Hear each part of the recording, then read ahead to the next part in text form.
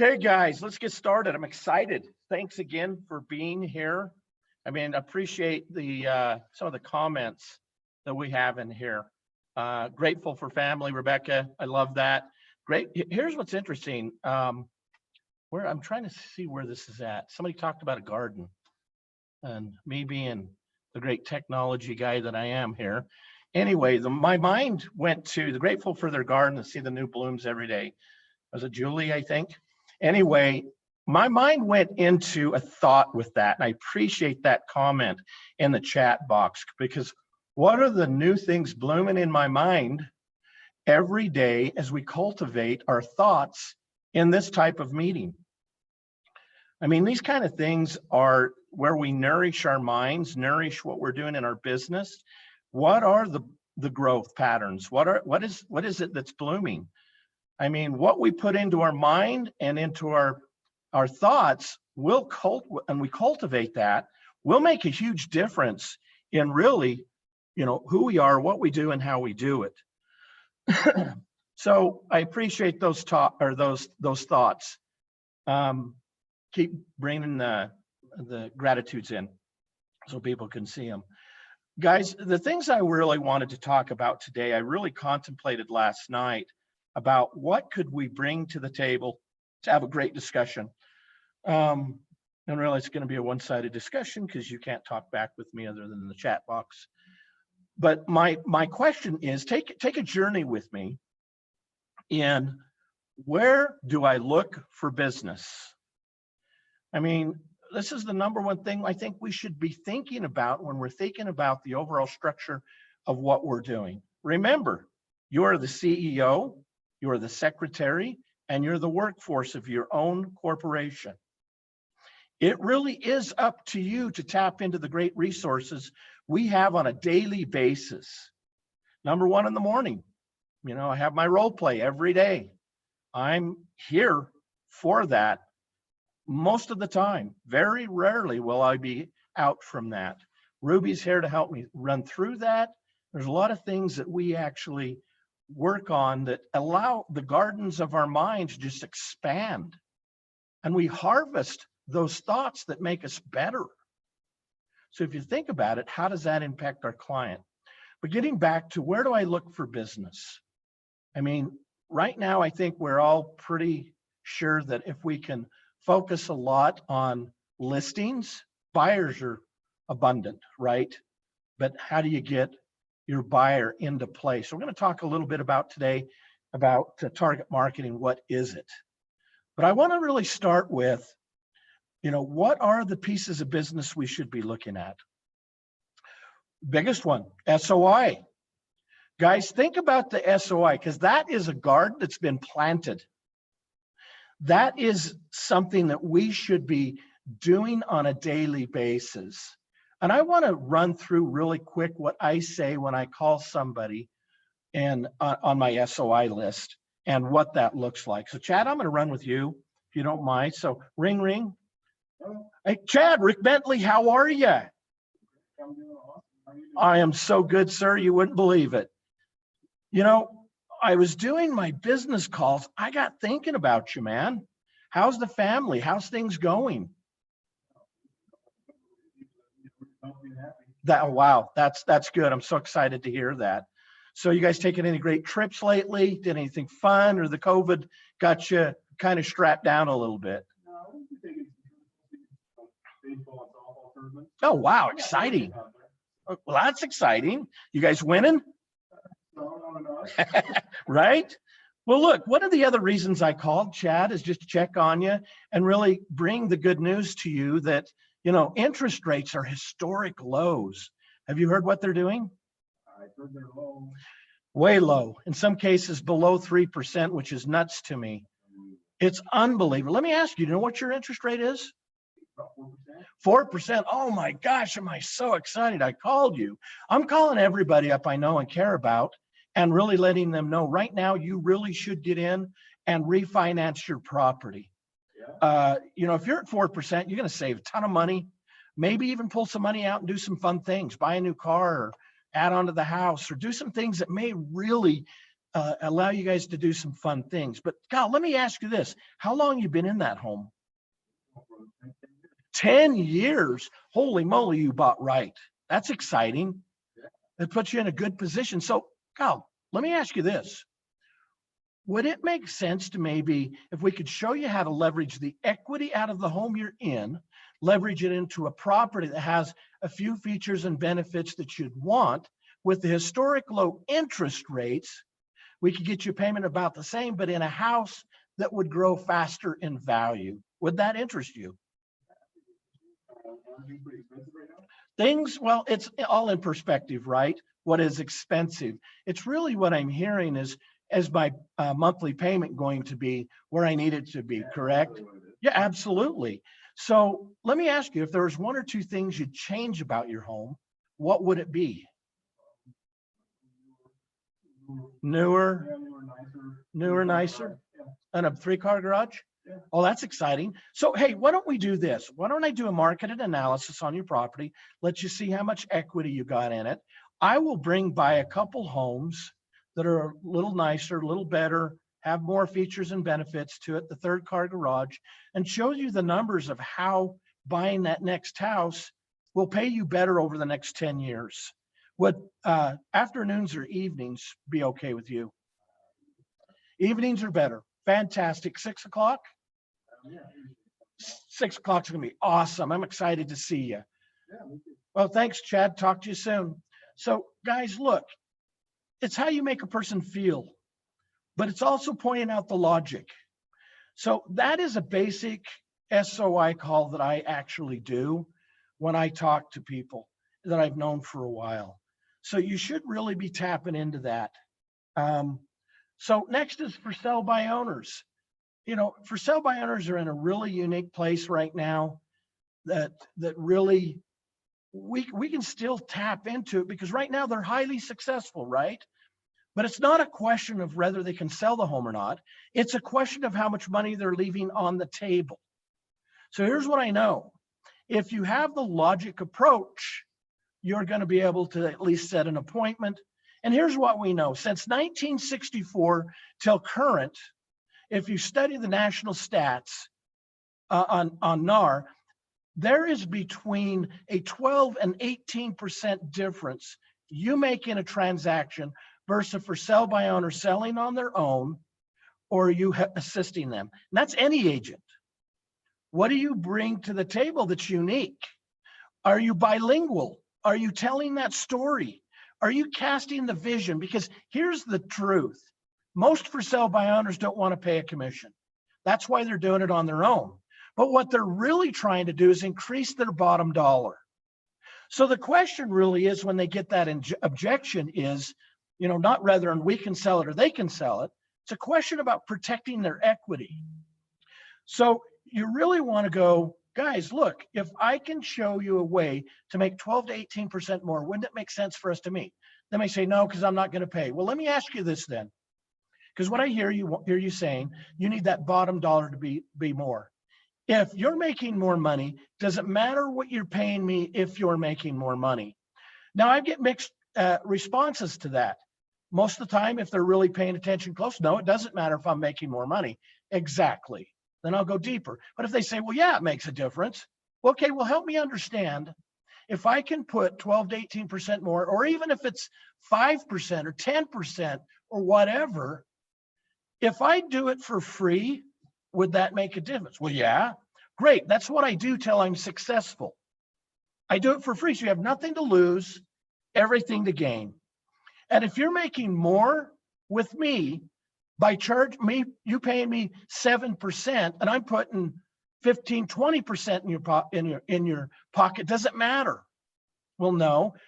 Then I'm going to go into, I just had a closing, North Salt Lake.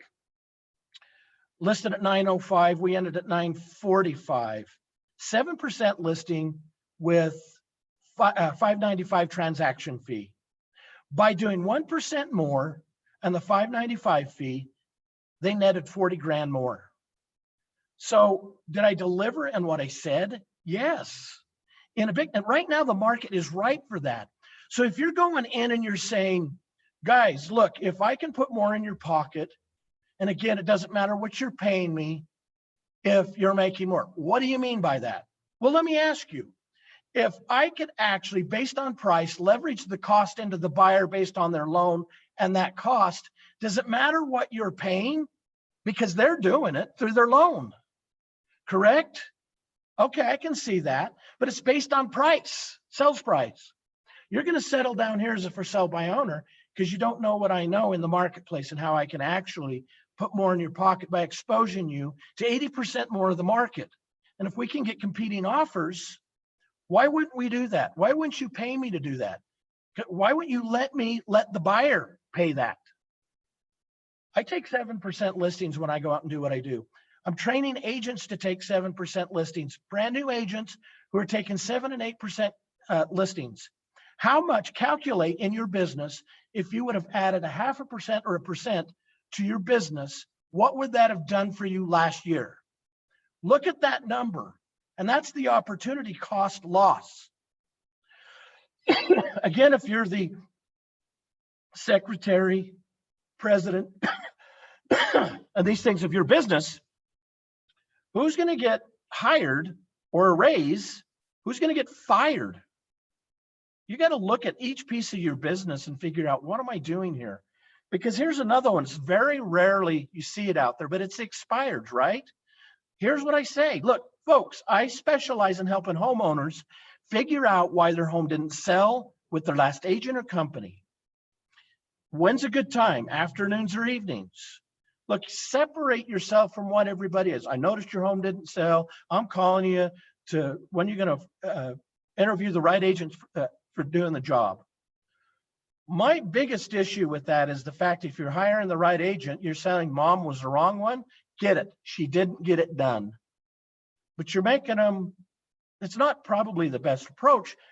I believe that if you're saying, look, I specialize in helping homeowners figure out why their home didn't sell with the last agent or company. It's a much better approach because it separates you. Not to mention, if you'll follow my pricing strategy, we are going to do great things. Well, what's the pricing strategy? Look, if we have no showings, no offers in the first 2 weeks of the listing, you're between 7 and 10% overpriced. If we have some showings and no offers, you're between 5 and 7% overpriced. Follow my pricing strategy. Let's expose it to 80% more of the market. And the beauty is, if you're bilingual, you can say, again, I work in an international market. I can take your home to an international market greater than anybody because I speak multiple languages. You don't need to tell them what language. Leave that for interpretation of themselves. They'll formulate the emotion on their own. So those kind of things is really what we expose you to in role playing in the mornings so that you can create much more value. The value statements, the value cards. Now, Ruby talks quite a bit about the value cards and having that on a 3x5 card, having that out just like a quick draw, or having that with you as you're prospecting or paste it up in your prospecting area so you can key on them right away. Those are things that you can actually set your morning up. Role play sets you up for the morning.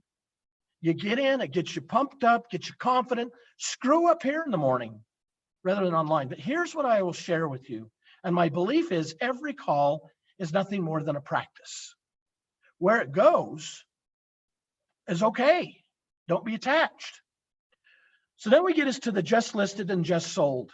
Guys, if you have a success in a neighborhood and area, look, we just sold Bob's house up the street for $30,000 more than he could have even 3 months ago. You guys ever thought about selling? No, you're going to move me out of here in a pine box. Well, if I were you, I'd feel the same way. Let's not let that happen too soon. Well, let me ask you this. Have you ever considered actually investing in real estate? Well, no, I don't want to mess with people. Totally understand. Let me ask you if you could take the equity or your 401k self-directed IRA into an insurable, rentable, tangible product that actually grows in value and it doesn't deplete as you pull money from it. Maybe do it in conjunction with your children to build wealth. Wouldn't that be nice that from 10 years from now, you have $300,000, $400,000 leveraged and mailbox money or equitable position like you are in your home right now, let's multiply what you've done on your own home. See, look, casting the vision and getting people motivated forward is an extremely important process. How we communicate with people, highly, highly important. What we ask next, you have to follow the breadcrumb trail of what they're saying and what they're doing. So those are some suggestions on that. Okay, and then what about absentee homeowners? What is an absentee homeowner? I'd be looking in KSL or on, whatever, Craigslist or whatever, multimedia, whatever you're doing, looking for those out-of-state numbers. I'm looking for people who actually are maybe living in Florida, Texas, but maybe have homes in my hometown. I'm calling them up and asking them, have they ever considered 1031 exchange into something closer to where they're at? Let me sell the property because we're in a place to where we can get maximum dollar, 1031 in somewhere where you're closer and be able to take advantage of that. Guys, that's such a untapped source. You should be looking at how do I make that part of my business? Cast a vision. Help them get excited about what's possible.